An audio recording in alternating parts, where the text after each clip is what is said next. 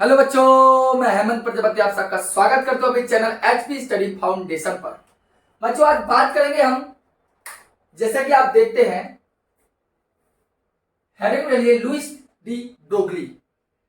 बच्चों, आपको पता होगा लुइस डी ब्रोगली है कौन। एक साइंटिस्ट है जिन्होंने इलेक्ट्रॉन पर वर्क किया, और इलेक्ट्रॉन पर वर्क कैसे किया उस पर हम बात करेंगे।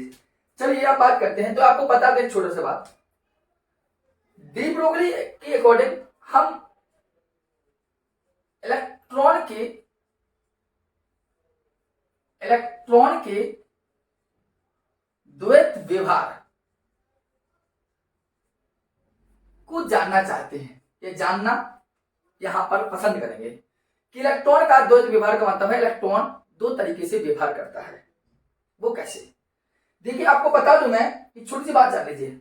हुआ क्या था कि आपने पढ़ा होगा या नहीं पढ़ा, ये तो मुझे पता नहीं है, लेकिन मैंने अवश्य पढ़ाया है। आपने पढ़ा या नहीं पढ़ा, लेकिन मैंने अवश्य पढ़ाया। क्या पढ़ाया आपने? रदरफोर्ड लेक्चर प्रोवाइड है। रदरफोर्ड, सोमरफेल्ड और बोहर, इन तीन वैज्ञानिकों ने बताया था कि इलेक्ट्रॉन एक ऋण आवेशित कण है। लेकिन ब्रोगली जी ने स्पष्ट कह दिया, कि इलेक्ट्रॉन तरंग के रूप में भी गति करता है। बस भाई, मैंने आपको कहा कि देखना, आपको मैंने कहा बोहर, रदरफोर्ड कॉमा सोमरफेल्ड, ध्यान देना, सोमरफेल्ड नामक वैज्ञानिकों ने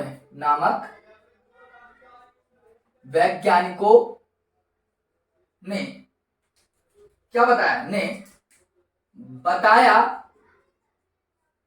कि इलेक्ट्रॉन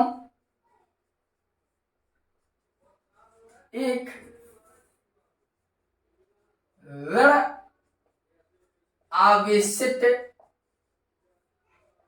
कण है। ये बताया किसने? रदरफोर्ड, बोहर और सोमरफेल्ड वैज्ञानिकों ने अपने प्रयोगों के आधार पर समझाया कि इलेक्ट्रॉन क्या एक कण है, वो भी कैसा? ऋण आवेशित। और ब्रोगली ने क्या बताया? ब्रोगली ने इलेक्ट्रॉन को एक तरंग के रूप में माना। कहने का मतलब मेरा यह है कि बोहर, रदरफोर्ड, सोमरफेल्ड मानते थे कि ये एक प्रकार का ऐसा कण है छोटा सा, लेकिन ब्रोगली ने माना कि ये कण एक तरंग है इस प्रकार की। इसलिए इलेक्ट्रॉन कण और तरंग दोनों की भांति व्यवहार करता है, इसलिए इसे कहा जाता है इलेक्ट्रॉन का द्वैत व्यवहार या इलेक्ट्रॉन का दो तरीके का व्यवहार। कि इलेक्ट्रॉन एक कण के रूप में भी कार्य करता है और इलेक्ट्रॉन एक तरंग के रूप में भी कार्य करता है, इसलिए इसे कहा गया है इलेक्ट्रॉन का द्वैत व्यवहार। बात समझ में आ गई? चलिए, आप डी ब्रोगली ने समीकरण क्या दिया उस पर बात करते। चलिए यही बात करते हैं, याद आ रहा, समझ में आएगा आशा करता हूं। ऐसा नहीं आए तो अब हमें बता देना, ठीक है? देखिए, मैंने कहा उस समीकरण क्या दिया। उन्होंने कहा यदि स्मॉल एम द्रव्यमान का कोई कण न्यू, ऐसा लिखता हूं मैं, न्यू, सही से लिखूंगा ना, न्यू वेग से गति करता है तब फोटोन ऊर्जा अर्थात जिसे बोलते हैं ई बराबर सूत्र बनेगा, वो कहता है एच न्यू। जहां पर आपको बता दें एच प्लांक नेतांक है और इसका मान 6.62 इंटू 10⁻34 जूल सेकेंड होता है। ठीक, दोबारा समझ रहे बात? समझ तो अब यहां रखा उन्होंने कहा कि स्मॉल एम द्रव्यमान का कोई का न्यू वेग से गति करता है तो फोटॉन ऊर्जा क्या होगा। अब कोई बच्चा पूछेगा फोटॉन क्या है सर, तो जिस प्रकार आपने देखा बीड़ी का बंडल होता है, सिगरेटों का बंडल, इसी प्रकार ऊर्जाओं के बंडलों को हम फोटोन कहते हैं। ठीक है, तो ई बराबर एच न्यू। अब आपको पता है खुद न्यू बराबर होता क्या है, न्यू बराबर होता है सी बटे लैम्डा। इसको पुटअप कर दिए, ई बराबर होगा एच इंटू सी बटे लैम्डा। इसको फर्स्ट समीकरण मान लीजिए। बात समझ आई। अब आपने आइंस्टीन का नियम पढ़ा है, सबसे प्रख्यात वैज्ञानिक है भैया, सबको जानता है इसके बारे में। आइंस्टीन के नियमानुसार सबसे अच्छी चीज बता रहा हूं भैया। आइंस्टीन नियम क्या है, ई बराबर एम सी स्क्वायर। इसको दूसरा मान लीजिए समीकरण। अब आप यहां में लेकर रहा हूं समीकरण 1 व 2 से दोनों को हल कर लिए। ई बराबर है एस सी बटे लैम्डा और ई बराबर है एम सी, मतलब दोनों क्या है एक से। आप उठा कर रख दिया, देखो यहां रख दिया मैंने क्या, एम सी स्क्वायर, ई की जगह पे क्या रखा, इस ई की जगह पे क्या रखा, एम सी स्क्वायर। तो एम सी स्क्वायर बराबर क्या होगा, एस सी बटे लैम्डा। तो आपको पता है सी से सी अलग हो जाएगा, तो बचा क्या, एम सी बराबर एच बटे लैम्डा। बस भाई मैं आपको दोबारा वाइज दूंगा, थोड़ा ध्यान से बनाएं। M c square equal to s c बटे लैम्डा, सी से सी कट गया, बचा एम सी बटे एच लैम्डा। अब मैं यहां लिखता हूं कि सी क्या है, आपको बता दूं, यहां लिखता हूं सी क्या है, प्रकाश का वेग, प्रकाश का वेग है सी। लेकिन देखना समझ में आ रही, सी क्या है, प्रकाश का वेग। यहां लिखेंगे हम, ध्यान देना, हम लिखेंगे प्रकाश के वेग सी के स्थान पर कण का वेग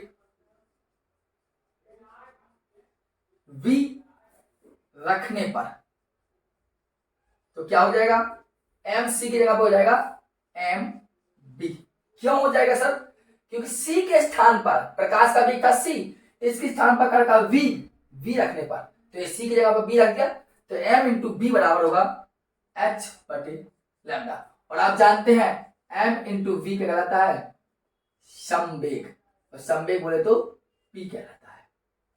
ठीक, यहां क्या हो जाएगा, P बराबर H बटे लैम्डा।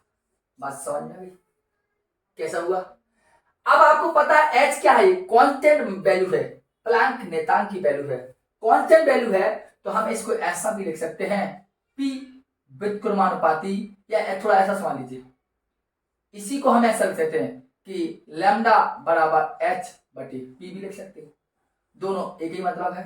अब H प्लैंक नेतांक है, तो हम कैसे रखते थे, देखो लैम्डा और H क्या है, समानुपाती चिन्ह, व्युत्क्रमानुपाती चिन्ह बटे 1 बटे P, ऐसा लिख सकते हैं, लिख सकते हैं, या इसी के अकॉर्डिंग लिखें, इसको हमने क्योंकि H हटा दिए, और जब H को लगाना होगा तो इसको हटाएंगे तो बराबर का चिन्ह आ जाएगा, एक होगी। तो ये कहलाता है डी ब्रोगली का समीकरण।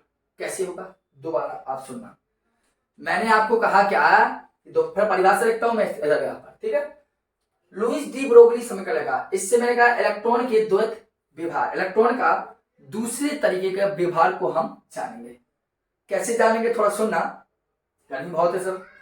क्या जाना है, हमने कहा कि बोहर और रदरफोर्ड और सोमरफेल्ड, इन वैज्ञानिकों ने बताया कि इलेक्ट्रॉन एक ऋण आवेशित कण है, लेकिन डी ब्रोगली ने कहा कि इन्हें हम इसको एक तरंग के रूप में भी मान सकते हैं। इलेक्ट्रॉन किस रूप में मानते हैं, तरंग के रूप में।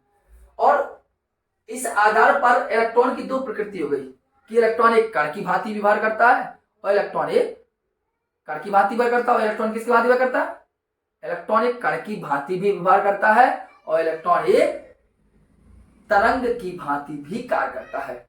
जब कण और तरंग दोनों की भांति व्यवहार करता है, इसलिए इसको कहा है इलेक्ट्रॉन का द्वैत व्यवहार, इलेक्ट्रॉन दो तरीके का करता है। इस आधार पर दिया समीकरण कि यदि स्मॉल m द्रव्यमान का कोई कण न्यू वेग से, न्यू क्या है, एक प्रकार की आवृत्ति है, फ्रीक्वेंसी, न्यू क्या है, आवृत्ति, m द्रव्यमान कोई कण v वेग से गति करता है, तब फोटोन ऊर्जा अर्थात E बराबर h न्यू।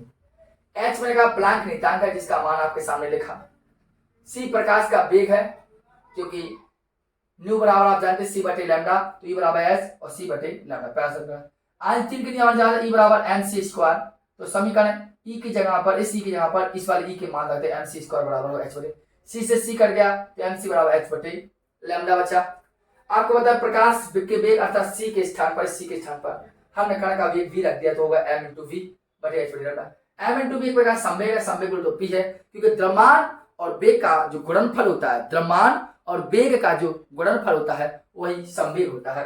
तो हमने कहा p बराबर h बटे लैम्डा, या इसको याद रखो तो लैम्डा बराबर h बटे p। h क्या है? प्लांक नियतांक, और जब प्लांक नियतांक है तो हमने लैम्डा को लिखा उधर व्युत्क्रमण वाला चिन्ह लगा 1/p हो गया। अर्थात कहता है किसी गतिशील कण का संवेग p, ऐसा लिख ले रहा हूं यहां पर, ठीक है। इसको ऐसे करता हूं थोड़ा थ्योरी अच्छी बन जाए। जैसे p है इसके अकॉर्डिंग चलता हूं मैं, ठीक है ना। p जाके चलिए हमने h हटाया तो व्युत्क्रमण अनुपात 1/λ, इसके अकॉर्डिंग बात कर दिया, ठीक है। तो मैं लिखता हूं, मैं कहता हूं किसी गतिशील कण का संवेग, संवेग बोले तो p, इस तरंग दैर्ध्य अर्थात लैम्डा के व्युत्क्रमानुपाती होता है।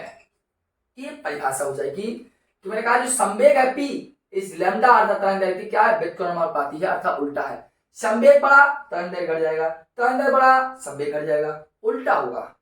इसलिए कहा किसी कण का संवेग p तरंग दैर्ध्य अर्थात लैम्डा की क्या है? व्युत्क्रमानुपाती है, उल्टा है। बताइए बच्चों, आपको डी ब्रोगली समीकरण को मैंने रिवाइज भी करवा दिया है, आप पहले स्क्रीनशॉट भी ले लीजिए आप इसका। चलिए बच्चों, आपने डी ब्रोगली समीकरण समझा, होता क्या है अच्छे से जान चुके होंगे। अब हम नेक्स्ट टॉपिक पर बात अगले दिन करेंगे, ठीक। इसको आप लिख लें और समझ लें, और वीडियो अगर चैनल पर न्यू हो तो इस गुजारिश को अवश्य जान लीजिए कि चैनल को सब्सक्राइब कर लीजिए और वीडियो को शेयर अवश्य कीजिए। बहुत बहुत धन्यवाद रहेगा आपका, ठीक।